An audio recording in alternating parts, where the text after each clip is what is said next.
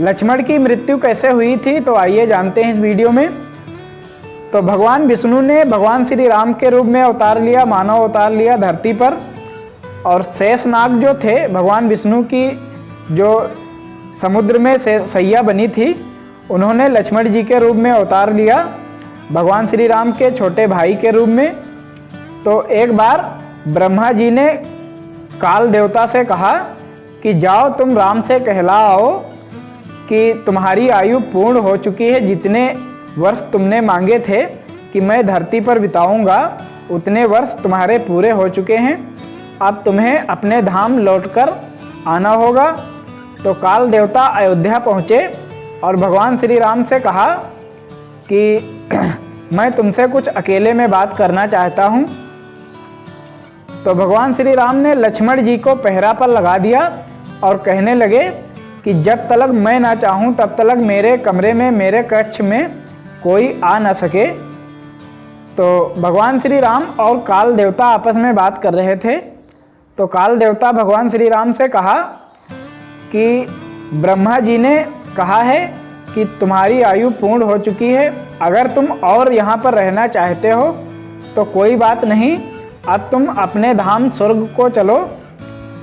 तो भगवान श्री राम ने कहा मैं भी यही चाहता था कि आप आएँ यहाँ पर, और मैं भी अब अपने धाम को प्रस्थान करने की तैयारी में हूँ।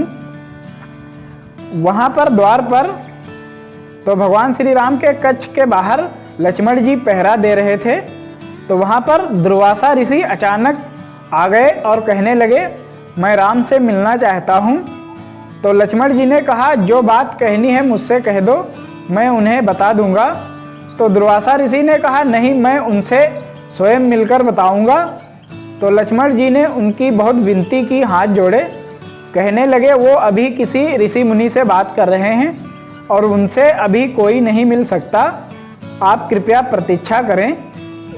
तो दुर्वासा ऋषि लक्ष्मण के ऊपर क्रोधित हो गए और कहने लगे मैं अभी के अभी मिलना चाहता हूँ, अगर तुम अभी नहीं मिलाओगे मुझे तो मैं पूरी अयोध्या को भस्म कर दूंगा। तो पूरी अयोध्या को बचाने के लिए लक्ष्मण जी ने भगवान श्री राम के कक्ष में बगैर बताए घुस गए और वहाँ पर देखा कि काल उनसे बात कर रहा है। तो काल ने उन्हें भगवान श्री राम से एक प्रतिज्ञा ली थी, एक वचन लिया था कि अगर हमें और तुम्हें कोई वार्तालाप करते देख ले तो तुम उसे मृत्युदंड दोगे, यानी कि उसको तुम मार दोगे। तो ये वचन लिया था काल ने भगवान श्री राम से। तो भगवान श्री राम ने लक्ष्मण पर बहुत ही क्रोधित हुए और कहने लगे कि मैं तुमसे कहा था कि जब तक मैं ना चाहूँ तब तक कमरे में कोई ना आए। तो लक्ष्मण जी हाथ जोड़कर खड़े हो गए और कहने लगे कि दुर्वासा ऋषि द्वार पर आए हैं और वो आपसे मिलने के लिए हट कर रहे हैं, और मैंने उन्हें बहुत रोका, लेकिन वो पूरी अयोध्या को भस्म करने की बात की थी, इसलिए मैं विवश होकर आपके कक्ष में आ गया। तो भगवान श्री राम ने कहा ये मैं नहीं जानता, अब तुम्हें मृत्यु का दंड मुझे देना ही होगा। तो वहाँ पर दुर्वासा ऋषि अचानक आ गए और उनकी बातों को सुन लिया।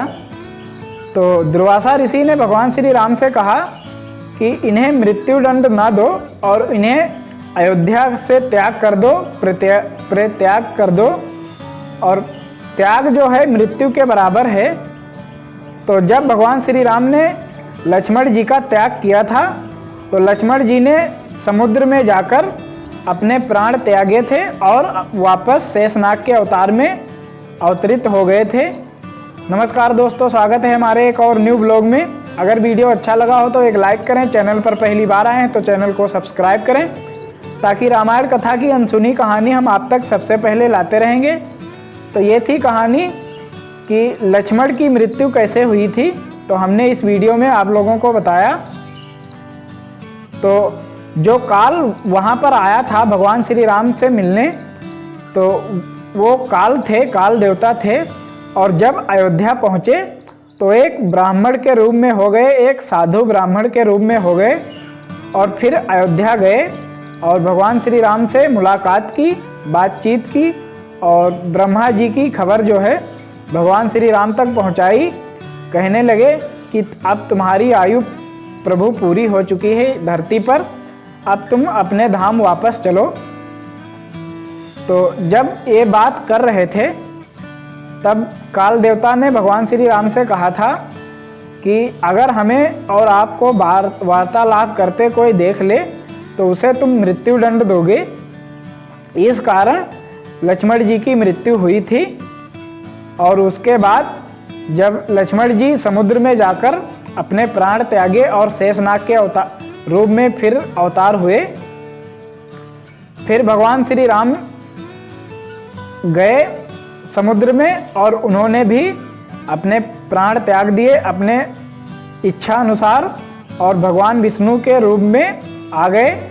और अयोध्यावासी जितने भी देवी देवता थे भगवान श्री राम की सेवा करने के लिए, जितने देवता थे मानव अवतार में जन्म लिया था, वो भी अपने प्राण त्याग कर भगवान विष्णु के साथ वैकुंठ धाम चले गए।